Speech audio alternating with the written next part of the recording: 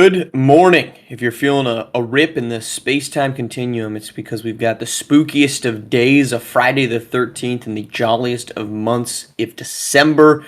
Good morning. I'm Marsh, joined by Rick Blaze. Good morning, Rick. How are you?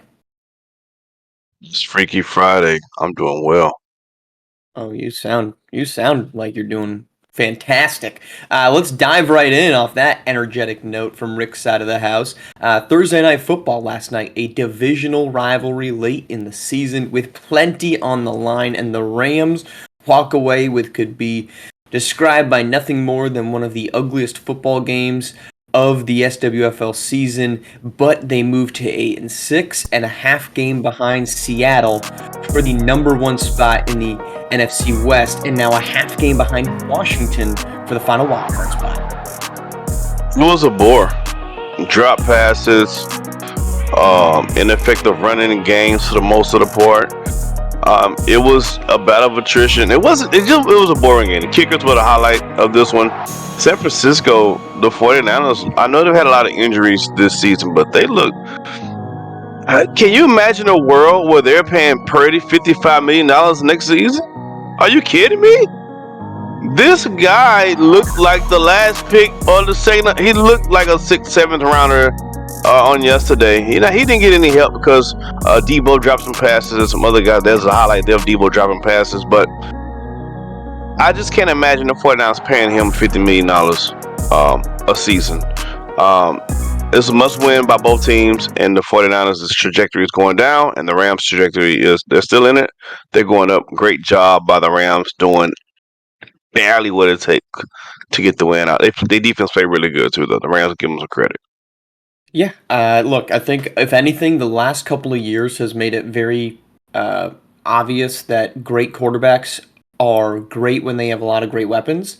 And the difference between elite quarterbacks and great quarterbacks is what they do with no weapons. And I would venture out to say even the elite quarterbacks out unless your name is Josh Allen or Patrick Mahomes, and even Patrick Mahomes statistically this season has been way down. You need to have a great guy. And look, the Rams, they were 2-4 to start the season. Why? Because Cooper Kupp and Puka Nacua were not on the field, and Matthew Stafford was number one wideout was Tutu Atwell, who is a good wide receiver, but he's a number 3 wide receiver. My takeaways from last night. First off, it's the Rams are rolling at the right time. I'm not going to read too much into the offensive game last night, especially 4 days after they put up a 45 on Buffalo. I'm going to read more into the fact that the conditions were terrible last night. The pick that you saw by Brock Purdy into the end zone, I thought was the dumbest possible throw in that situation. No deep balls have been working for either side up to that point in the game. Why are you pushing it down by 3 in the fourth quarter with a safety coverage over top? It's not like this was a one-on-one man, let's see what we can get. A safety over the top, and you went too far on him. It was an inexcusable pass, in my opinion. I was shocked when I saw it because, was he under pressure? No, there was no pressure. He had a relatively clean pocket. He just chucked one up, and that goes to your point, Rick, about do you really think that Brock Purdy? I think he's a good starting quarterback. He obviously is a quarterback that can get you to the edge of a Super Bowl championship, but he's not the guy that I would want to be investing obscene amounts of money. Although that being said, with how quickly the cap goes up in the SWFL, it really doesn't matter the amount of money that you give a guy because it's gone up like $50 million over the last 3 seasons. I think it's a huge leap in salary recently. Salary cap, I And should say. if they're paying him $50 million, I know me getting off my couch tomorrow, I can get 20. 20 If what, Brock million? If he's worth $50 million a season, I know stepping off my couch today, I can get about 20. Because apparently money is not what it used to be. It doesn't mean what it used to mean. 50 million obviously don't buy you what it used to buy you. If that's $50 million investment, 50 million obviously does not get you what it used to get you. Because that's not a great. Look, Rick, I think you're worth a whole lot of money, but as a football player, I don't know if you're quite worth $20 million. That's a heavy chump or heavy lump of change. If I'm saying, or are you I'm just saying in saying, general? no, I'm saying in any capacity. If that's Okay, if that's okay. the value of $50 million, I got you now. I thought you were I talking in know a I'm at least football 20. aspect. Okay, I know I'm at you're least 20.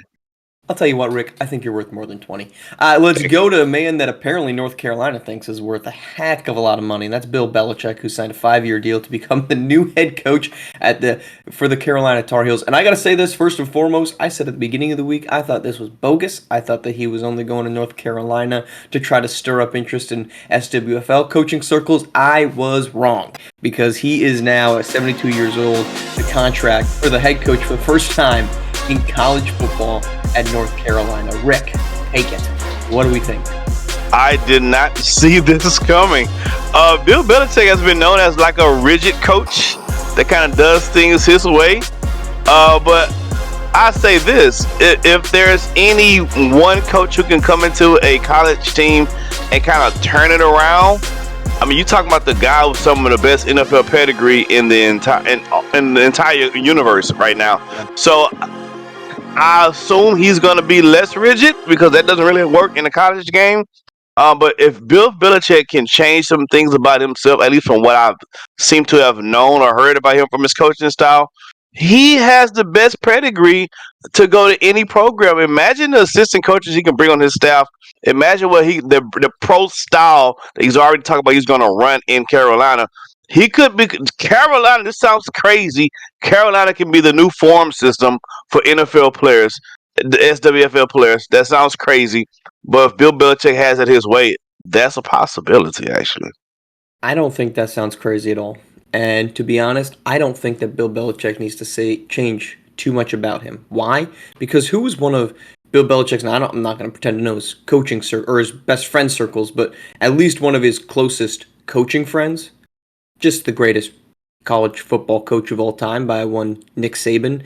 And if Nick Saban can run a ship that he did in Alabama with the success that he had in Alabama, I don't think it's that crazy to think that Bill Belichick can kind of just can keep doing what he was doing at the college level.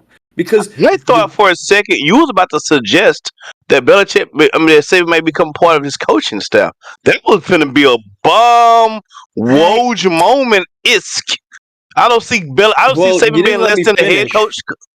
Oh, I wouldn't expect him to be a coach, but I would be shocked if we don't see Nick Saban as a advisor capacity. That's what I would expect.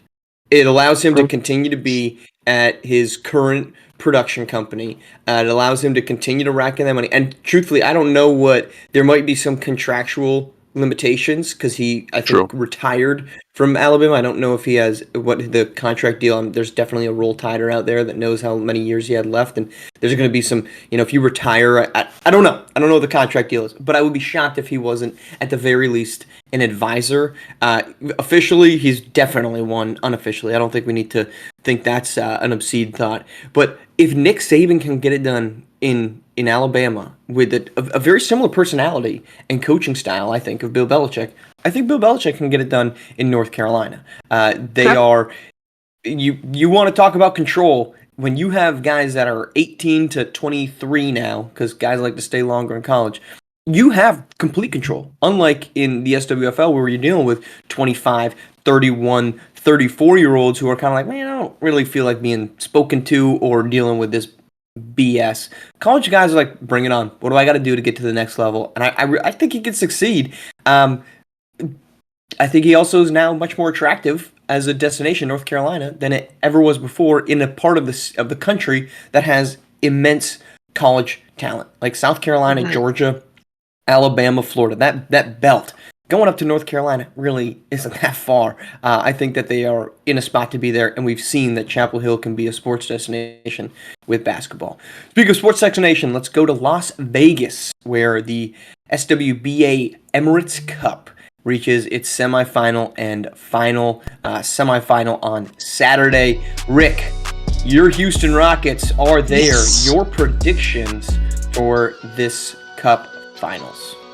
Total homer pick, but after the Houston Rockets beat down the Golden State Warriors, might I add, I got to win the whole thing. I think this team is primed. They have a bunch of young talent, and they're rolling right. Their defense is elite. I know that sounds weird, but their defense is elite. Those guys 1 through 5 play great team defense. It's fantastic. Yep. No, not a weird statement to say Houston's defense is elite. It quite literally is the definition. I think it's the number 2nd rated defense in the entire league. They were suffocating against Golden State. I think let's give some credit to Golden State. That was the 91-90 game. It wasn't 120-90. It was a defensive slugfest. Real quick, let's get this out of the way. I don't believe in either of the 2 Eastern Conference teams. I said that on yesterday's pod, that the Bucks are the Bucks and the Hawks are the Hawks. I don't really think either of those teams are all that concerning. I think Milwaukee's been playing better, but I think Milwaukee will win that game. The Eastern Conference SWBA Cup group, who was left standing in the elimination rounds, not that impressive. Here's my problem in the Western Conference. What does Houston do great? They do great. They play great on defense. What do they struggle to do? They struggle to score on the offensive end. There was a stat, and I'm sure it's probably now 11-0. If they shot above, they might not have actually shot above 45. But if the Rockets shoot 45% or better, they're 10-0, or they were going into the Warriors game again. Don't know what their field goal percentage was on Wednesday. 45% is not really that good. 45% is like league average. So if Houston's offense is league average, they win every time. That's not a high bar to clear. The problem is they're going up against Oklahoma City, whose defense is almost the exact same. A ton of switchable defenders, maybe a little bit better post presence inside, but Sengun, just from the defensive side, Sengun just isn't really a great defender. The problem is Oklahoma City has a guy named Shai Gilgeous-Alexander, who is the MVP runner-up, and if it wasn't for Jokic averaging more than 50 points, rebounds, and assists per game, is probably in the short list. He will be in the short list, but could be at the top of the short list of MVPs this season. That's what Houston lacks, is an offensive star, an offensive fulcrum that Oklahoma City has, and for that reason, I think Oklahoma City is going to walk out of Las Vegas as the SWBA Cup champions. I give you that. I'll say that the Rockets don't have a bona fide offensive guy who brings it every single night, like a Shai Gilgeous, but they got guys who can fill it up on any given night. Jalen Green, Sengun. At times, you got a bunch of young guys who can get rolling as a team. But they've beat Oklahoma already this season, so I'm confident that they have a formula that works for them. It's going to be a great game, and Shai Gilgeous can very well be the deciding factor for Oklahoma City. Most of the time, he is. But I like my Rockets' chances. I like their chances very well. They're definitely taking it. It's definitely coming out of the West. It's definitely coming out of the West. It's one of those. The Eastern. So I like my chance against Oklahoma City. I think it'll be a good competitive game, and I just, I'm gonna go with a straight home pick. I got my Rockets to win it. I would do nothing different. If Golden State was in the place of Houston. Homer it all the way. I do think Oklahoma, I would pick Golden State. They're out, so it doesn't matter. But I would still believe Oklahoma City would win it. Homer is aside, because that team is just dangerous right now. All right, let's move on to a little bit of college basketball, where some winning streaks have been dominating the top of the top 25. And it is no shortage of teams with long winning streaks. We've got a 10-game winning streak for Duke. We have got a 9-game winning streak for Alabama, an 8-game winning streak for Texas, a 7-game winning streak for Indiana, a 6-game winning streak for for Mississippi State. Who has had the best winning streak so far? Your most impressive winning streak, Rick? I have to say Georgia Tech, because their winning streak. Listen. Georgia Tech, I did not see this coming. I knew they was a good team, but it seemed to get better and better as time revealed themselves. I go as far as to say this: in a neutral environment, I take Georgia Tech against almost anybody right now in the SWU. I would take, on a neutral site, Georgia Tech versus anybody. I take Georgia Tech. I like Georgia Tech's chances. They're playing that well right now, and they seem to get better and better. So I like their winning streak most. I think it's the most impressive because I didn't see that coming from Georgia Tech. Rick, I need to make an admission. Okay, I think what you do exceptionally well is make a not hot take sound contentious. Because you just said you would take Georgia Tech on a neutral floor against anybody. I got to say, Rick, that's a bold take to say you would take the number 4 team in the country who is currently 12-1 against anybody. That is hotter than possibly could be. I mean, Rick, bold. I can't believe on a Friday you would make an outlandish statement like that. Hey, I have no choice. It's the 13th. That is stunning. Look, I'm going to take Duke as the most impressive, and it is splitting hairs at the top. It is splitting hairs between Alabama. I want to give love to Texas because they've won 8 in a row. Of course, Georgia Tech has won now 9 in a row after a win last night, and then Duke is up to 10. Here's why Duke. It's not the number. It's more so who they've played. Just beat Michigan State, who we don't have a large enough sample size about to know. Are they a good team or are they a bad team? They're 3-2 right now. By the time December ends, by the time January ends, especially, I think we'll have a better idea of, is Michigan State a legitimate team? Are they not? I know you had your qualms about some of those lower game played teams in the top 25. But this is the teams that they've beaten, some of them, in their most recent win streak. They beat Alabama on the road. They beat Memphis. They beat Butler. They beat UCLA.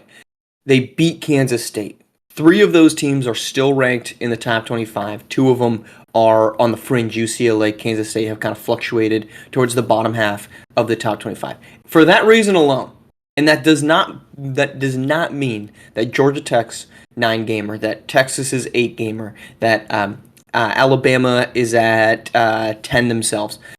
It's not that those aren't impressive. It's just that the teams that Duke has played are just better than those teams. But if you sat here and said, you're wrong, and here's why, because Alabama has also played Gonzaga. You know, they beat the snot out of Seton Hall, which they didn't really do, but they beat the snot out of Dayton. Like, if you want to make that case, okay, they beat Virginia Tech. That's a top 25 team. Okay, that's fine. These top 5 teams are so much better than the rest of college basketball right now that if you want to make the case, you can do that for each and every one of those 4 teams. To your point, Georgia Tech's been absolutely stunning. And last night they get 32 from Holston, and it's like, golly.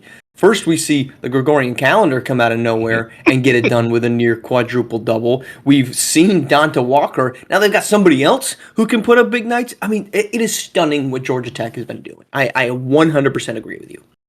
Absolutely. I mean, I think this is what college basketball is about.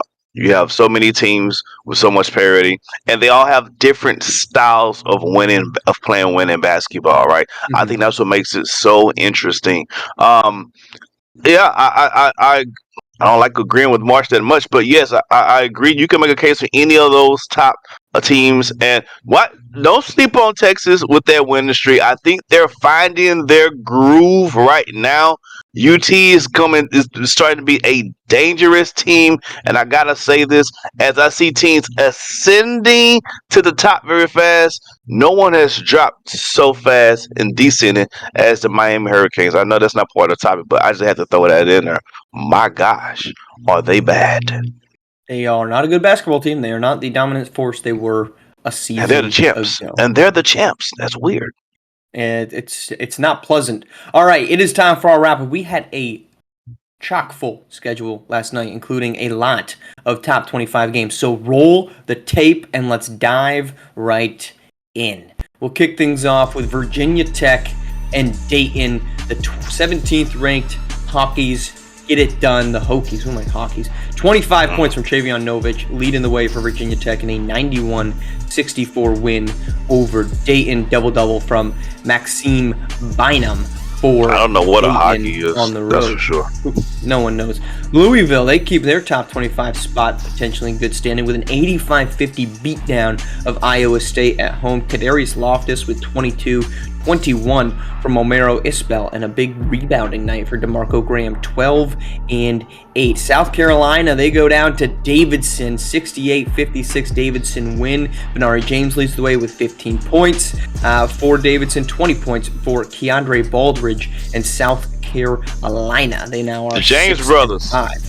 Georgia Tech, we talked about it. They're 12-1 now with a 105-71. Oh, that's Wisconsin, who falls to Florida. Beg your pardon. Tyshawn Easom, 21-11, 21 from Trey Willis.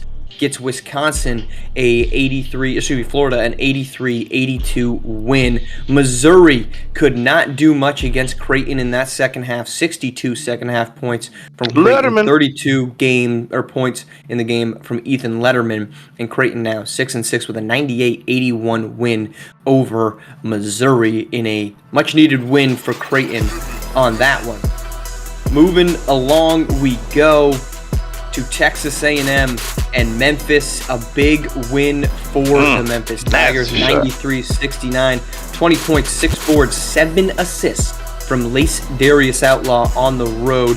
Keithan Carter led the way for Texas A&M with 15, 13, and 11 from Quinlan Rue for the Aggies in this one. Minnesota and Marquette. Minnesota at home, they get a 94-81 win. They were the bottom feeders of the Big Ten, trying to turn it around.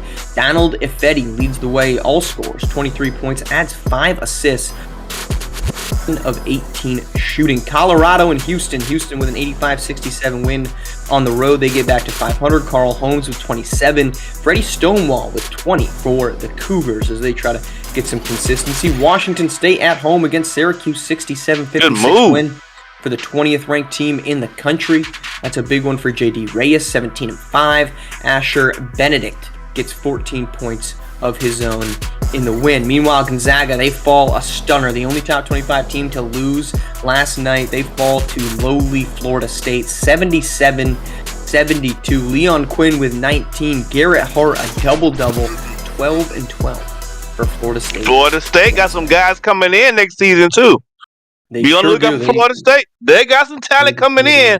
It gave them a boost. It gave the whole program a boost. Now they pick off a team from the top 25.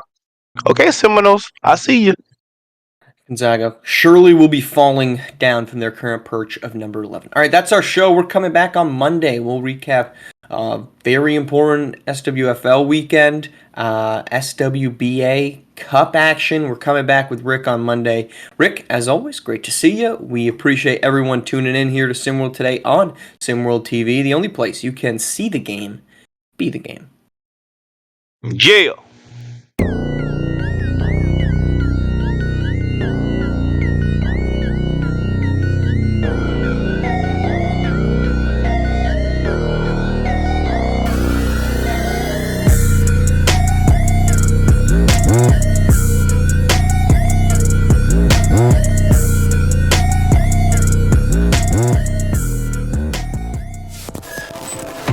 This has been a presentation of SimWorld Sports.